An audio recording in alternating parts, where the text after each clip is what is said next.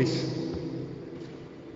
el día de la peregrinación en la Virgen de Luján y por eso tenemos la oración a la patrona de la Argentina, acompañando desde cada una de las comunidades de las diócesis de Buenos Aires, por invitación de nuestro obispo, la peregrinación que miles y miles han hecho a pie, jóvenes y adultos, y los acompañamos con esta oración en la misa de hoy. Las lecturas son las del domingo, el domingo que hoy tocaba, pero las oraciones son de la Virgen de Luján y nos ayuda la lectura para profundizar. Ustedes saben que en la historia de la Virgen de Luján, que es bueno tener bien presente que estamos de camino a los 400 años del suceso milagroso de la carreta que dio inicio a esta devoción, ¿no? En el año 2030, falta poco, celebraremos los 400 años, ¿no? Los hechos fundacionales acontecen cuando también tenemos poca memoria histórica en ese periodo, pero hubo un periodo de unos 60 años o 70, no me acuerdo bien, en que unidas las coronas de España y de Portugal, éramos un único reino, toda la península ibérica y toda el resto del reino de España y el de Portugal. Así que entre lo que hoy sería Brasil y la Argentina, Paraguay, Uruguay o Chile, que estamos aquí de varios países visitando San Telmo, éramos toda una unidad. El suceso de la carreta acontece cuando era un único reino, un periodo de una comunión muy honda, ¿no? Pero quizás como si presintiendo sucesivas divisiones que se han ido dando a lo largo de la historia y que siempre amenazan, ¿no?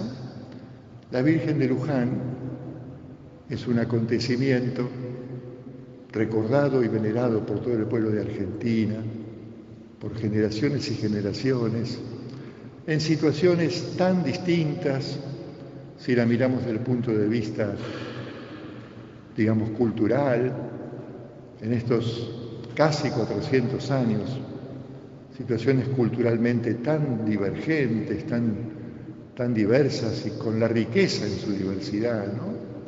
O desde la situación política, económica. Han pasado en estos siglos situaciones tan distintas, algunas de ellas realmente difíciles y arduas para el pueblo que peregrina en la Argentina. Así dice la oración central de la misa de Luján que estamos rezando, ¿no? Una limpia imagen de su pura y limpia concepción quiso quedarse a orillas del río Luján para acompañar al pueblo que peregrina en la Argentina. Así dice la oración, ¿no? Al pueblo que peregrina en la Argentina. O sea, lo que hoy celebramos con tantos miles que fueron peregrinando es nuestra condición de peregrinos en la Argentina todos los días, todos los años, toda nuestra vida, ¿no? Es más, nos sentimos especialmente en cadena generacional, como decía, a lo largo de tantos capítulos tan diversos de la historia, unidos en el caminar juntos, pueblo que peregrina en la Argentina, ¿no? Y dice esa misma oración tan hermosa que la Virgen nos lleva al Cordero que quita el pecado del mundo, a Cristo Cordero, esa imagen de la Biblia, de ese libro tan hermoso que es el Apocalipsis. Ahí aparece Cristo, el Cordero, que de un modo tan misterioso conduce a todos los pueblos del mundo a través de las comunidades cristianas en ese camino de unidad, y especialmente el pueblo que peregrina en la Argentina. Dice que la Virgen de Luján nos conduce al Cordero que quita el pecado del mundo y que nos reúne en Él, nos reúne, nos reencuentra, nos reconcilia, ¿no? La unidad la unidad profunda, que tiene muchos motivos, la unidad de un pueblo, por supuesto hay motivos históricos, motivos culturales, decisiones en ciertos momentos de la historia, que mientras haya memoria permanece la unidad. Siempre que se quiere dominar un pueblo, se lo busca dividir y mechar su memoria histórica, porque si no hay memoria, ya nos pueden meter cualquier otra doctrina y cualquier otra enseñanza. En cambio, cuando hay memoria de la historia generacional, puede haber creatividad a partir de la memoria histórica, ¿no? Y quien es creativo es libre. La libertad no es algo de pensar en uno mismo, la libertad es la capacidad de ser creativo, ¿no? Cuando uno ejerce la creatividad, va conservando y conquistando la libertad, ¿no? Porque el camino de la vida de cada uno es la traza de las decisiones libres, creativas. Y lo mismo pasa con los pueblos. Somos libres cuando mantenemos esa creatividad. Creatividad que se manifiesta en la respuesta a los desafíos de la historia, tan diversos. No hay tiempo ahora para recoger tantos momentos de la historia, pero cuando uno va a Luján o lee un poquito los distintos momentos, ve los modos tan diversos en que se ha conservado la comunión, la unidad de un modo creativo, creando nuevas formas políticas, económicas, sociales, culturales, artísticas, que van expresando la unidad, la comunión, ¿no? Así que no es solamente los principios histórico-culturales, sino también la vida de fe del corazón de un pueblo, la que mantiene esa capacidad de creatividad, de libertad creativa, ¿no? Cuando la libertad es creativa, hay fecundidad. No solo hay raíces, sino que hay futuro. Y cuanto más grandes son los desafíos de la historia para un pueblo, más grande es la invitación a una mayor creatividad para responder con formas nuevas, con memoria histórica, pero con creatividad los desafíos de hoy y abrir nuevos capítulos del futuro, ¿no? Que sigamos siendo un pueblo libre, libre en nuestro corazón, libre en nuestro ser. La soberanía, la libertad es un tema del corazón de un pueblo. Alguien puede estar esclavizado por un tiempo, pero puede mantener el corazón libre. O en la esclavitud se puede entregar el corazón. De ahí no se recupera nunca. Hay muchos ejemplos en la historia de la humanidad. En cambio, aún en momentos de esclavitud, cuando hay creatividad, hay soberanía del corazón y entonces se puede encontrar los caminos de libertad en desafíos nuevos, en encrucijadas nuevas. Y eso es lo que aportamos desde la fe en las comunidades cristianas. Y la Virgen de Luján está en el corazón de la gratitud de nuestra fe.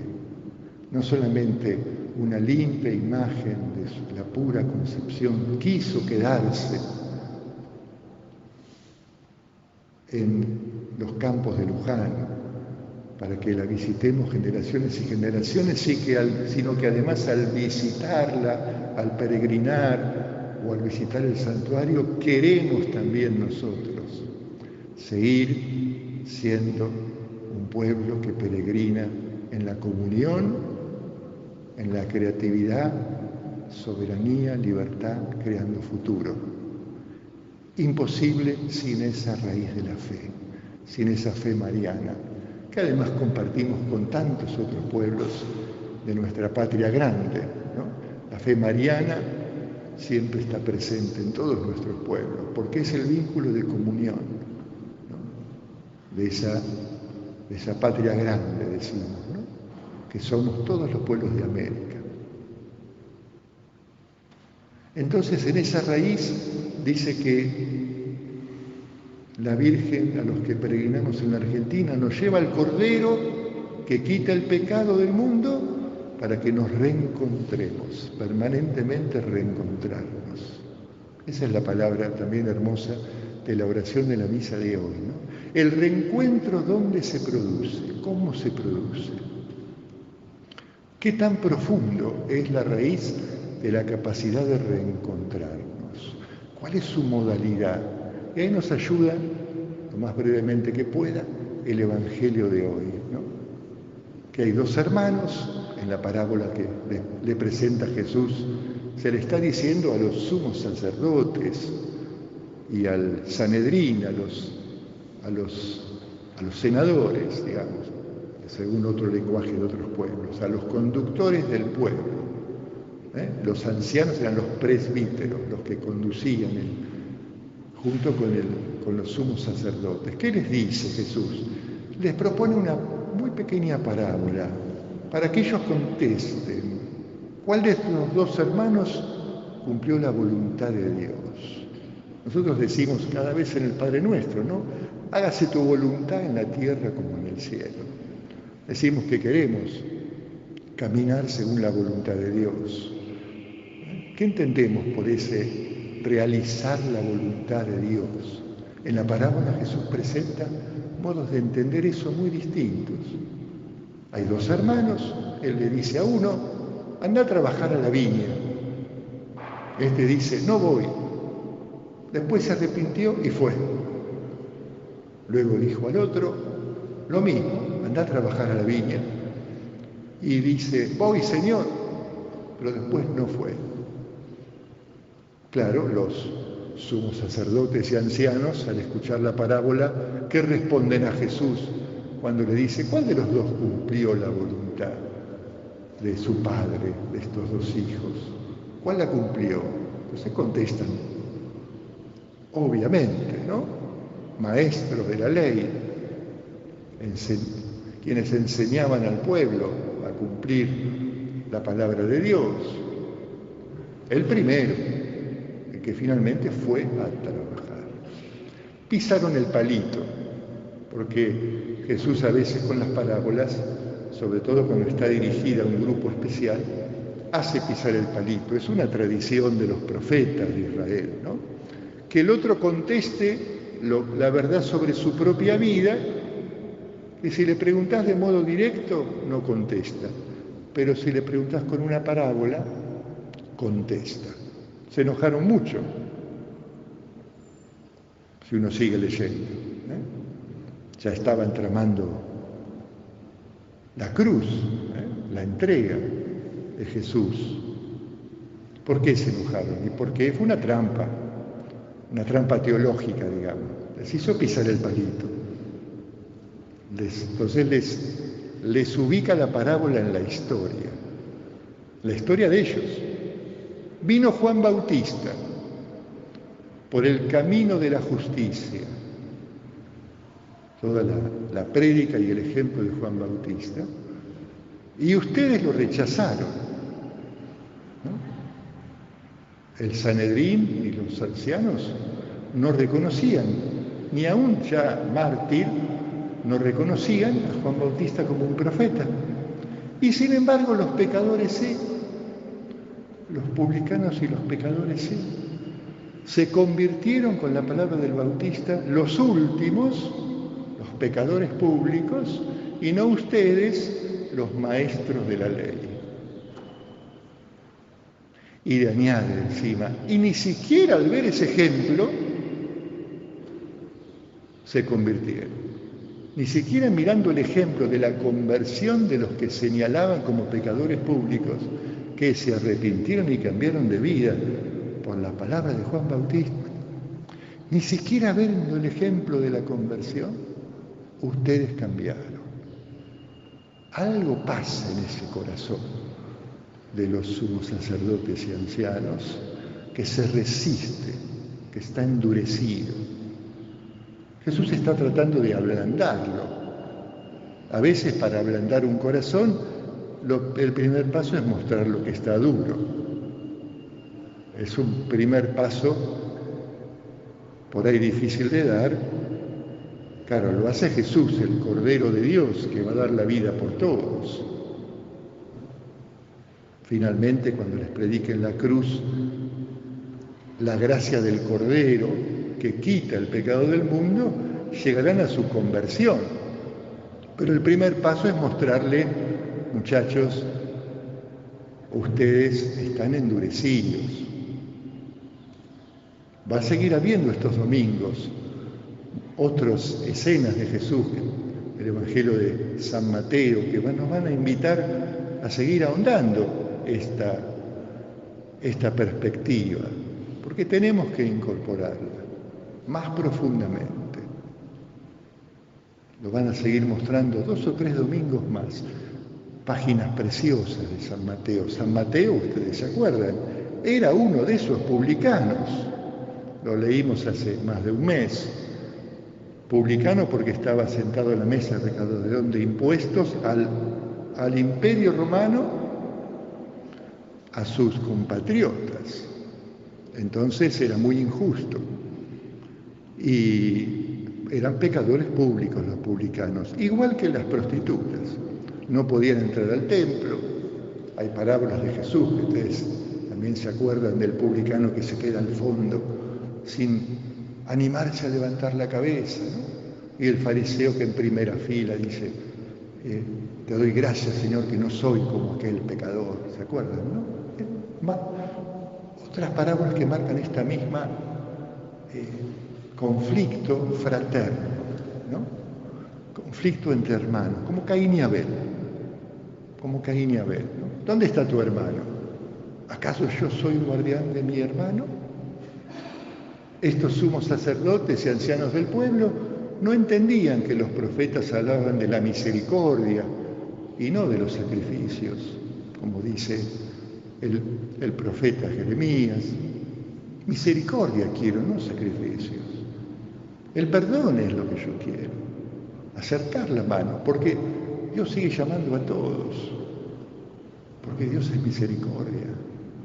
Ahí está la fiesta, ahí está el inicio del encuentro, en que Dios logra el arrepentimiento, logra el corazón que vuelve, logra que volvamos a la fiesta.